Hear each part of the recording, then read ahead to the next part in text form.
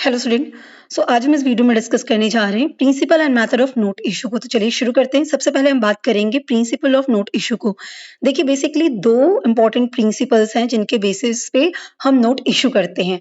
देखिए note issue करने के कई मेथड्स होते हैं जो डिपेंड करता है कि कंट्री कौन सा मेथड अडॉप्ट करती है।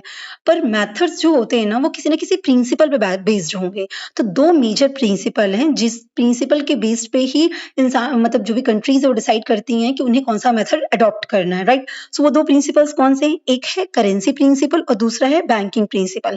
ये दोनों ही प्रिंसिपल जो है ना वो कैसे आए हैं?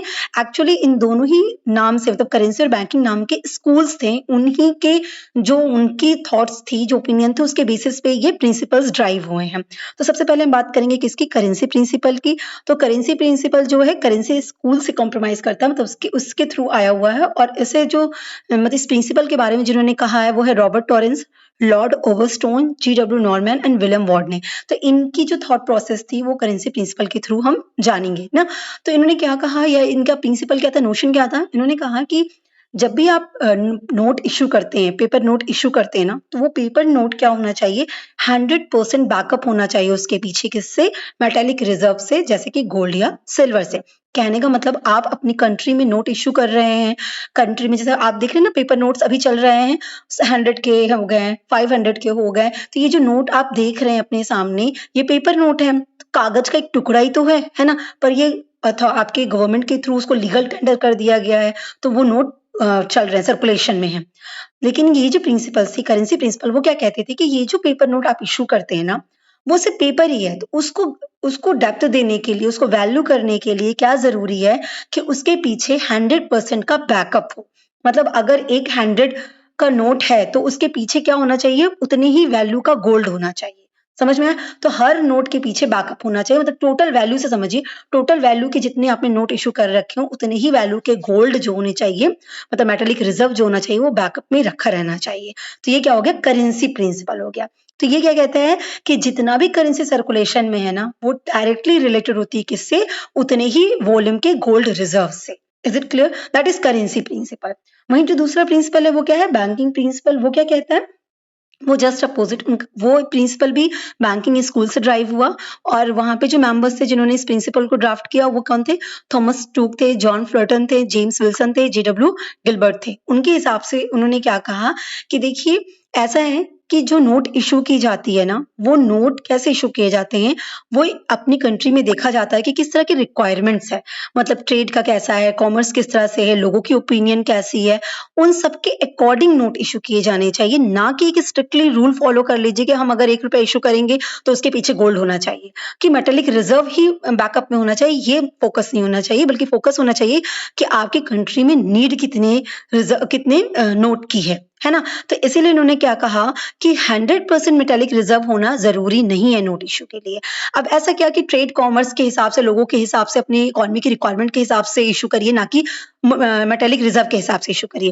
क्योंकि अगर कोई कंट्री में पैसे की रिक्वायरमेंट बहुत है, करेंसी सर्कुलेशन ज्यादा चाहिए डेवलपमेंट के लिए, पर उनके पास गोल्ड कम है, उनके पास ये मेटालिक रिजर्व कम है, तो वो नोट भी कम इशू करेंगे। तो जब सर्कुलेशन में ही करेंसी कम होगी तो डेवलपमेंट कैसे होंगे? तो अगर हम करेंसी प्रिंसिपल को फॉलो करेंगे तो उसके हिसाब से तो हमारे पास जितना रिजर्व है, हमारे पास जितना गोल्ड है, उसी के हिसाब से ही हम नोट इशू कर सकते हैं। उससे ज्यादा भले ही हमारी कंट्री को रिक्वायरमेंट हो, पर हम नोट इशू ही नहीं कर सकते हैं। तो इसी के लिए बैंकिंग प्रिंसिपल ने कहा कि ऐसा मत करिए ना कि मेटालिक रिजर्व को ध्यान में रखिए कि जितना है उतना ही नोट इशू होगा। नहीं, आप अपनी रिक्वायरमेंट के हिसाब से नोट इशू करिए। तो आपको 100% मेटालिक रिजर्व रखने की जरूरत नहीं है, बल्कि क्या करना चाहिए, कुछ स्पेसिफिक परसेंटेज, जितना भी पेपर करेंसी आप इशू करना चाहते हैं, उस पेपर करेंसी का कुछ स्पेसिफिक परसेंटेज आप एज अ मेटालिक रिजर्व रखिए, बाकी आप आराम से इशू कर सकते हैं। तो इस तरह से आप अपनी कंट्री की रिक्वायरमेंट्स को फुलफिल कर सकते हैं और आपकी कंट्री डेवलप्ड कंट्री बन सकती है या आगे डेवलप करेगी। इस चीज को बैंकिंग प्रिंसिपल ने कहा। ठीक है, तो ये दो प्रिंसिपल्स हुए। अब इन्हीं दोनों प्रिंसिपल्स को बेस बना के क्या आया? Method of note issue. तो बहुत सारे मेथड है नोट इश्यू करने के, पेपर करेंसी जो इशू की जाती है अलग अलग कंट्रीज में, और वो अलग अलग मेथड को अडॉप्ट करती है। हर कंट्री अपना अलग मेथड अडॉप्ट करी है, क्लियर है। पर जो भी मेथड ये अडॉप्ट करे वो किस पे बेस्ड होगा? इन्हीं प्रिंसिपल्स पे बेस्ड होगा। या तो उन्होंने करेंसी प्रिंसिपल फॉलो किया होगा, या तो उन्होंने बैंकिंग प्रिंसिपल फॉलो किया होगा। तो 4 इंपॉर्टेंट मेथड्स है जिनको हम यहाँ पे डिस्कस करने जा रहे हैं। एक है फिक्स्ड फिड्यूशियरी सिस्टम, दूसरा है प्रोपोर्शनल रिजर्व या परसेंटेज सिस्टम, तीसरा है सिंपल डिपॉजिट सिस्टम और फोर्थ है मिनिमम रिजर्व सिस्टम। ऐसे तो बहुत तरह के नाम मतलब 7 करके ऐसे मेंशन कर देते हैं, पर एक्चुअली वो उतने इंपॉर्टेंट नहीं है। जो 1-2 साल के लिए भी आए उनको भी मेथड कह दिया गया। बेसिकली ये 4 ही इंपॉर्टेंट मेथड्स हैं नोट इश्यू करने के, ठीक है। इसमें इन चारों में जो फिक्स्ड फिड्यूशरी है, फिक्स्ड फिड्यूशरी सिस्टम है, प्रोपोर्शनल रिजर्व या परसेंटेज सिस्टम है और मिनिमम रिजर्व सिस्टम है, ये 3 पूरी तरीके से बैंकिंग प्रिंसिपल पे बेस्ड है और सिंपल डिपॉजिट सिस्टम जो है वो पूरी तरीके से करेंसी प्रिंसिपल पे बेस्ड सिस्टम है, ठीक है। एक एक करके हम समझते हैं। तो जैसे हम पहले बात करेंगे किसकी, फिक्स्ड फिड्यूशरी सिस्टम की। तो इसमें क्या कहा गया, यहाँ पे ये सिस्टम जिस भी कंट्री ने अडॉप्ट किया उनके अकॉर्डिंग क्या चीज थी कि वहां की जो भी नोट इशू करने की अथॉरिटी होगी वो क्या कहती है कि भाई आपको क्या करना है, एक लिमिट फिक्स्ड करनी है, ठीक है। उस लिमिट को जब आप फिक्स करते हैं ना, वो लिमिट आप उतने तक आप नोट इशू करेंगे, उसके पीछे कोई मेटालिक रिजर्व करने की जरूरत नहीं है, बल्कि उसके पीछे आप गवर्नमेंट सिक्योरिटीज इशू करिए। पर अगर आप उस लिमिट के बियॉन्ड नोट इशू करना चाहते हैं तो 100% का आपको बैकअप रखना पड़ेगा, पर्टिकुलरली प्रीशियस मेटल जो भी है जैसे गोल्ड है तो उसका बैकअप रखना पड़ेगा। कहने का मतलब एक एग्जांपल के लिए कि अगर मेरी कंट्री ने फिक्स्ड फिड्यूशरी सिस्टम को अडॉप्ट किया तो वो क्या कहती है, वो कहती है कि एक काम करिए 100 करोड़ तक आप नोट इश्यू करिए। 100 करोड़ एक लिमिट सेट कर दी गई, तो 100 करोड़ तक आप नोट इश्यू करिए, उसके पीछे कोई बैकअप गोल्ड का रखने की जरूरत नहीं है, बल्कि आप गवर्नमेंट सिक्योरिटीज को बैकअप के फॉर्म में रख के आप 100 करोड़ का नोट इश्यू कर दीजिए। लेकिन अगर आपको 100 करोड़ से excess money excess note issue करने की जरूरत पड़ी अपनी कंट्री में, आपको रिक्वायरमेंट लगी और आपको लग रहा है कि 100 करोड़ से एक्सेस नोट इशू करना पड़ेगा, तो 100 करोड़ से जितना भी एक्सेस नोट आप इशू करेंगे उसके पीछे 100% बैकअप होना चाहिए, किसका, गोल्ड का, मेटालिक रिजर्व का बैकअप होना चाहिए। मतलब अगर मैंने कहा कि मुझे 150 करोड़ इशू करना पड़ा तो मेरी लिमिट थी कितनी की, फिक्स फिड्यूशरी लिमिट कितनी की, 100 करोड़ की थी। 50 करोड़ जो मैंने एक्स्ट्रा इशू किया है, इस 50 करोड़ के पीछे क्या होगा, 50 करोड़ का आपका गोल्ड रिजर्व होगा, कोई भी मेटालिक रिजर्व होगा। यहाँ तक बात समझ में आई। तो ये मेथड अडॉप्ट किया था इंग्लैंड ने 1844 में। तो यहाँ पे जो हम अपर लिमिट फिक्स्ड करते हैं ना, मतलब कि ये लिमिट से एक्सेस आपको अगर किया तो आपको 100% बैकअप रखना पड़ेगा, तो वो लिमिट ही क्या कहलाती है, जो अपर लिमिट हो उसी को हम क्या कहते हैं, फिड्यूशरी लिमिट कहते हैं। और उस लिमिट से एक्सीड होते ही आपको 100% मेटालिक रिजर्व रखने की जरूरत है। अब रही बात ये लिमिट की भी ना, तो ये लिमिट क्या करती है, कंट्रीज अपनी रिक्वायरमेंट के हिसाब से टाइम टू टाइम इस लिमिट को ही इंक्रीज कर देती हैं। जैसे मैंने 100 करोड़ का, तो कुछ टाइम के बाद मुझे लगा तो मैंने इस 100 करोड़ की लिमिट को 200 करोड़ लिमिट कर दिया। तो 200 करोड़ तक हम गोल्ड मतलब बिना गोल्ड रिजर्व के गवर्नमेंट सिक्योरिटीज का बैकअप रख के इशू कर सकते हैं, और अगर 200 से अबव हमने किया तो हमें गोल्ड रिजर्व रखना पड़ेगा। तो ये हो गया हमारे बैकअप की बात हो गई, ठीक है। तो इसी में फिक्स फिड्यूशरी आ गया, फिक्स मैक्सिमम फिड्यूशरी, इस तरह से लोग इसको बाइफरकेट कर देते हैं, पर यही फिड्यूशरी सिस्टम जो है वो यही है। Is it clear. फिर दूसरा हमारा आता है प्रोपोर्शनल रिजर्व या परसेंटेज सिस्टम। अब इसमें क्या कहा गया, ये भी बैंकिंग प्रिंसिपल पे ही बेस्ड मेथड है। बैंकिंग प्रिंसिपल क्या कहता है कि भाई पूरा 100% बैकअप मेटालिक रिजर्व का नहीं रखना है। तो प्रोपोर्शनल रिजर्व या परसेंटेज भी नाम से समझ में आ रहा है कि प्रोपोर्शनल रिजर्व रखिए, परसेंटेज में रखिए आप। तो इन्होंने क्या कहा कि जो भी इशूइंग अथॉरिटी है आपकी कंट्री की नोट को इशू करने वाली, उसको क्या करना चाहिए, अपना टोटल नोट जो इशू करना चाहती है उस टोटल नोट को इशू करने के कुछ परसेंटेज को उन्हें गोल्ड या फॉरेन सिक्योरिटी से बैकअप कर लेना चाहिए। जैसे मैंने कहा कि मुझे लग रहा है कि मेरी कंट्री में 100 करोड़ की रिक्वायरमेंट है नोट इशू करने की, ठीक है। तो 100 करोड़ का फॉर एग्जांपल मैंने कहा 40%, तो 100 करोड़ में से 40 करोड़ तक का हमने गोल्ड का बैकअप करा और 60 करोड़ को हमने गोल्ड के बैकअप से नहीं किया, उसको हमने गवर्नमेंट सिक्योरिटीज का बैकअप रखा। तो इस तरीके से हम नोट इशू कर सकते हैं। Is it clear. तो मतलब एक लिमिट फिक्स कर दी जाएगी, एक परसेंटेज फिक्स कर दिया जाएगा, इस परसेंटेज तक आपको क्या करना पड़ेगा, आपको गोल्ड का बैकअप रखना पड़ेगा और रिमेनिंग जो बचा वो आप गवर्नमेंट सिक्योरिटीज के बैकअप के साथ नोट इशू कर दीजिए। Is it clear. तो ये सिस्टम जो है बहुत सारी कंट्रीज ने अडॉप्ट किया क्योंकि ये थोड़ा लिबरल सिस्टम था। तो यूएस हो गई, फ्रांस हो गई, ये सब कंट्रीज ने भी इसको अडॉप्ट किया। तो यहाँ पे जो रिमेनिंग पोर्शन रहेगा, जैसे मैंने कहा 40% तक आपको बैकअप रखना होगा, 100 करोड़ की रिक्वायरमेंट है, 40 करोड़ तक आप गोल्ड का बैकअप रखिए, जो रिमेनिंग पार्ट है जो 60 करोड़ है आपका, वो आप कैसे इशू कर सकते हैं, वो आप कवर कर दीजिए गवर्नमेंट सिक्योरिटीज से। तो इस तरीके से आप या कमर्शियल पेपर से, अप्रूव्ड कमर्शियल पेपर से, इन सबसे सेव करके, इन सबसे सिक्योर करके आप नोट इशू कर दीजिए। Is it clear. तो ये हमारा क्या कहलाता है, प्रोपोर्शनल रिजर्व सिस्टम या परसेंटेज रिजर्व सिस्टम।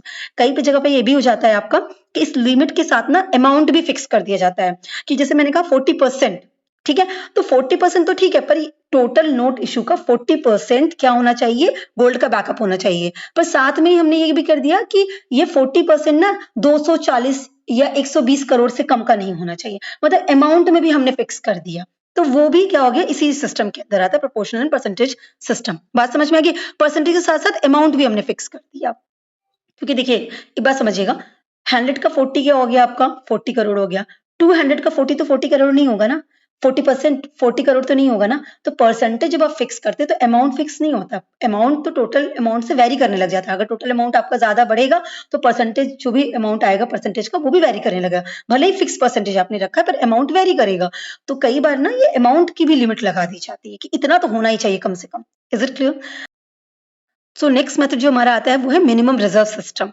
ये भी बैंकिंग प्रिंसिपल पे बेस्ड है और ये सबसे इंपॉर्टेंट सिस्टम है हमारी कंट्री के लिए, इंडिया के लिए, क्योंकि मिनिमम रिजर्व सिस्टम ही इंडिया अडॉप्ट करती है, एमआरएस जिसे कहते हैं। और ये कब से अडॉप्ट करी है? सिंस 1956 से। 1956 से आज तक हमारे यहाँ पे मिनिमम रिजर्व सिस्टम अडॉप्ट हो रहा है। और उसके पहले हम लोग क्या यूज करते थे? प्रोपोर्शनल रिजर्व सिस्टम यूज करते थे। तो प्रोपोर्शनल के बाद हमने मिनिमम रिजर्व सिस्टम को अडॉप्ट कर लिया। तो आरबीआई इसी मेथड को अभी तक यूज कर रही है। तो इसके अकॉर्डिंग क्या है? इसके अकॉर्डिंग आरबीआई कहती है कि हमको मिनिमम अमाउंट का गोल्ड रिजर्व रखना होगा। ठीक है, कोई फिक्स परसेंटेज नहीं है कि इतना परसेंट आपको टोटल नोट इश्यू करने का इतना परसेंट फिक्स परसेंट आपको गोल्ड रखना है, नहीं नहीं, मिनिमम रिजर्व रखना है। और ये जो है इसके अलावा जो भी है, मतलब आपकी कंट्री में जितनी भी रिक्वायरमेंट है नोट इश्यू करने की, इस इतना मिनिमम आप रखिए। इसके अलावा आप चाहे जितना भी नोट इश्यू करिए, कोई प्रॉब्लम नहीं है। मतलब अपनी इकोनॉमी की रिक्वायरमेंट के हिसाब से आप नोट इश्यू करिए, जितना बन गया उतना नोट इश्यू करिए। मिनिमम इतना परसेंटेज आप गोल्ड के फॉर्म में रख दीजिए। जैसे अगर मैं अपनी कंट्री की बात कर रही हूँ, इंडिया की बात करूं, तो इंडिया में अभी जो स्टैट्यूटरी मिनिमम रिजर्व है आरबीआई का, वो कितना है? 200 करोड़ का है। मतलब हमने गोल्ड कितना रख रखा है? 200 करोड़ रखा है। मतलब रिजर्व, मेटालिक रिजर्व की जो बात कर रहे हो, कितना? 200 करोड़। अब इस 200 करोड़ में भी 115 करोड़ का हमारे पास गोल्ड है और जो रिमेनिंग है वो पोर्शन हमने फॉरेन सिक्योरिटी से अप्रूव कर रखा है। इस तरीके से हमने 200 करोड़ का रिजर्व मेंटेन करा है और उसके रिमेनिंग हम जितना हमारी कंट्री को रिक्वायरमेंट है उसके हिसाब से नोट इशू कर सकते हैं। That is minimum reserve system. आपको मिनिमम कुछ अमाउंट है उतना रिजर्व में रखना है एज अ मेटालिक रिजर्व, और बाकी आप जितनी रिक्वायरमेंट है आपकी कंट्री की उसके हिसाब से आप नोट इशू कर सकते हैं। Is it clear? अब नेक्स्ट जो हमारा है that is what simple deposit system, और यही वो मेथड है जो पूरी तरीके से करेंसी प्रिंसिपल पे बेस्ड है। आपको पता है करेंसी प्रिंसिपल क्या कहता है? 100% बैकअप होना चाहिए। सो सिंपल डिपॉजिट सिस्टम को ना फुल मेटालिक रिजर्व सिस्टम भी कहते हैं, क्योंकि ये मेथड क्या कहता है कि भाई ये पूरी तरीके से करेंसी प्रिंसिपल पे बेस्ड है और ये कहता है कि कोई भी सेंट्रल बैंक या कोई भी इशुइंग अथॉरिटी अगर वो नोट इशू करना चाहती है तो उसको क्या करना होगा? 100% का बैकअप रखना पड़ेगा मेटालिक रिजर्व का। ठीक है, मतलब कि एक तरीके से जो पेपर नोट है ना वो रिसिप्ट का काम कर रहे हैं। जो पीछे आपके बैंक में सेफ इन साइड में जो गोल्ड मेंटेन करके रखा गया उसी की रिसिप्ट है, वो रिप्रेजेंटेटिव। इसीलिए सिंपल डिपॉजिट को ना रिप्रेजेंटेटिव मनी भी कहा जाता है, सिंपल रिप्रेजेंटेटिव मेथड भी कहा जाता है, क्योंकि ये जो पेपर होंगे ना वो खाली रिप्रेजेंटेटिव है किसका? वो गोल्ड जो बैकअप में है। तो ये 100% क्या बैकअप रखी जाती है, इसीलिए ये सबसे ज्यादा सेफ मानी जाती है। इस पे पब्लिक कॉन्फिडेंस बहुत ज्यादा होता है। इन्फ्लेशन जैसा कुछ हो जाए इसकी चांसेस ही नहीं, क्योंकि आप तभी नोट इशू कर सकते हैं जब आपके पास उतने का गोल्ड होगा, उतने का बैकअप होगा। अगर आपके पास बैकअप नहीं तो आप नोट इशू ही नहीं करेंगे। सो एक्सेस मनी सर्कुलेशन में आएगी नहीं, इन्फ्लेशन की चांसेस बनेगी नहीं। लेकिन इसी के साथ इसका डिसएडवांटेज ये रहता है कि ये बहुत रिजिड है ना। रिजिड क्यों है? क्योंकि फ्लेक्सिबिलिटी नहीं है। अगर आपके पास गोल्ड है, बैकअप है, तो ही आप नोट इशू कर सकते हैं। आपकी कंट्री की रिक्वायरमेंट भले ही नोट इशू करने की एक्सेस नोट की रिक्वायरमेंट हो, पर आप इशू ही नहीं कर सकते क्योंकि आपके पास मेटालिक रिजर्व नहीं है। बिल्कुल अनइकोनॉमिकल है। जिन कंट्रीज के पास गोल्ड की शॉर्टेज है वो थोड़ा इशू है, और मॉडर्न यूज की बात करें तो बिल्कुल इम्प्रैक्टिकेबल है क्योंकि आज के टाइम पे गोल्ड की शॉर्टेज है, राइट। सो ऐसे सिनेरियो में आप ये सोचिए कि हम 100% रिजर्व रख के ही नोट इशू करेंगे तो ये बहुत इम्प्रैक्टिकेबल लगेगा। आपको अपनी कंट्री के रिक्वायरमेंट के हिसाब से इशू करना चाहिए, इसीलिए बैंकिंग प्रिंसिपल को ज्यादा अडॉप्ट किया गया कंपैरेटिवली करेंसी प्रिंसिपल के। Is it clear? सो अभी तक बाकी जितने मेथड्स हमने पढ़े वो सब बैंकिंग प्रिंसिपल्स पे डिनोटेड थे, उन पे बेस्ड थे, और ये सिंपल डिपॉजिट करेंसी प्रिंसिपल पे बेस्ड था। आई होप आपको क्लियर होगा। और सभी मेथड्स में आप समझिएगा आपकी फ्लेक्सिबिलिटी है ना, इकोनॉमिकल है, इस तरह के एडवांटेज डिसएडवांटेज आप मेंशन कर सकते हैं जब आप उसके मेथड के मतलब को समझ रहे हैं कि कहाँ पे इम्प्रैक्टिकेबल है, कहाँ पे डिसएडवांटेजेस है, नहीं काम आएगा, है ना? आप जो बैंकिंग प्रिंसिपल और करेंसी प्रिंसिपल के एडवांटेज देखते हैं ना, वही आपको मेंशन कर देने होंगे इन मेथड्स में, क्योंकि आप प्रिंसिपल के बेसिस पे मेथड समझ लीजिए और करेंसी प्रिंसिपल और बैंकिंग प्रिंसिपल के अगर आपने एडवांटेज डिसएडवांटेज याद कर लिया है तो आप इन मेथड पे वो लिख सकते हैं। Is it clear? जैसे करेंसी प्रिंसिपल का मेथड क्या हो सकता है कि भाई सेफ्टी है, सिक्योरिटी है, कोई डेंजर नहीं है ओवर इशू का, इनइलास्टिक है और उसको अपनी मर्जी से बढ़ा नहीं सकते हैं, गोल्ड बिल्कुल बैकअप ऐसे लॉकअप हो जाता है ना? उसको आप यूज ही नहीं कर सकते, प्रीशियस मेटल बिल्कुल बेकार पड़ा हुआ है एज अ रिजर्व, ये सब डिसएडवांटेज है। तो इस तरीके से आप इन सब के भी एडवांटेज डिसएडवांटेज ले सकते हैं। सो आई होप आपको क्लियर होगा। Wish you all the best. Thank you so much.